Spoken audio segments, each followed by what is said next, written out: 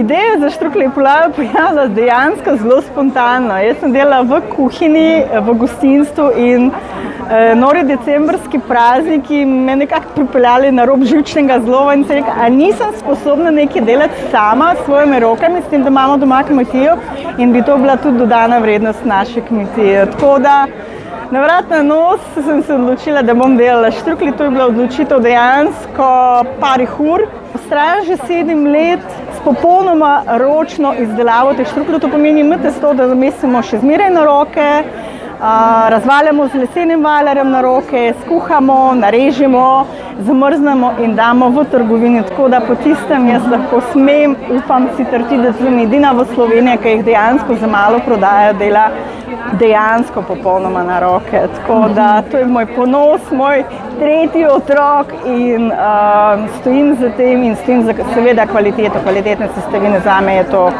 prvo. Štruklje so dejansko filjeni v osnovi vsi skuta, ampak različnih nadevov je 19. A vam predstavljam, a bomo šli mogoče k enemu lepšemu kosu tlele, da ne bomo lih praznega takole.